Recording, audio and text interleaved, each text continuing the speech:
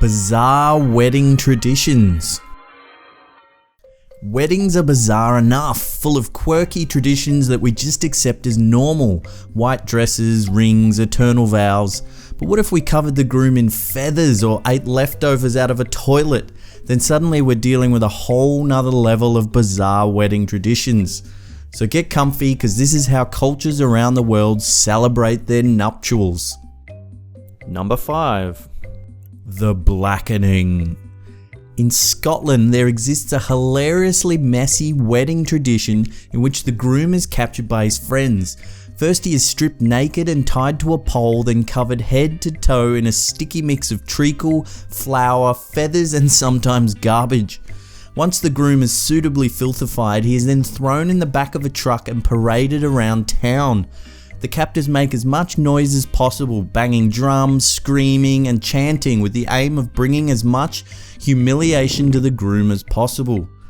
Everyone involved gets terrifically drunk, and the festivities usually end with a freezing cold dip in the ocean. It is thought that if you can withstand this harsh treatment, then you can deal with all that marriage has to offer. Number 4.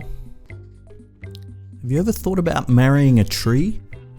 Throughout India, it is believed that women born under certain astrological signs are thought to condemn their first husband to an early death. Mangal dosha is a believed astrological combination that occurs when Mars is in its 1st, 2nd, 4th, 7th, 8th or 12th house of the ascendant chart. Come on guys, this is basic stuff. A person born under these conditions is known as a manglik. When a manglik is to be married, in order to avoid tragedy, they must first marry a banana tree or a peepal tree. The misfortune of the manglik curse is said to be then transferred to the tree instead of the husband-to-be. The tree is then felled and burnt in a ceremony, and the bride and groom can get happily married without the fear of stellar doom prophecies. Number 3. No toilet after the wedding.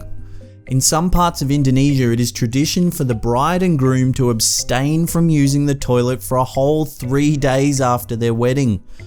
Family members keep a close eye on the newlyweds to make sure they don't pee or poop. It is thought that if the couple fails the challenge, bad luck will fall upon their marriage. They'll be unhappy and their future children may become sick or even die. Well, nothing quite says I love you like holding in a big fat turd and accidentally peeing the bed on your honeymoon. That's amore. Number 2. Romanian bride stealing. In Romania, it is becoming popular to abduct the bride mid-wedding party without the groom knowing. Friends of the bride will storm the festivities dressed in balaclavas, brandishing fake guns. It's common to take the newlywed to a popular tourist spot and have pictures taken with the mock abductors. She is then held for ransom. To get her back, the groom must offer a few bottles of whiskey or confess his love publicly to win his bride back from the pseudo-terrorists. Who says romance is dead? Number 1. La Poupe Soup. In ancient times, a French wedding custom involved the bride and groom eating and drinking out of a toilet. After the festivities of the wedding, the bride and groom would leave for their suite, while friends and relatives would go about cleaning up. The attendees would collect all the leftover food, dregs of beer and wine, even garbage, which they would then put into a chamber pot toilet for the newlyweds to eat and drink from. It was thought that the meal would give fuel for the honeymoon shenanigans.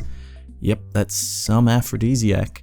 In modern times, however, chocolate and champagne replaced the garbage soup, but it's still eaten out of a toilet.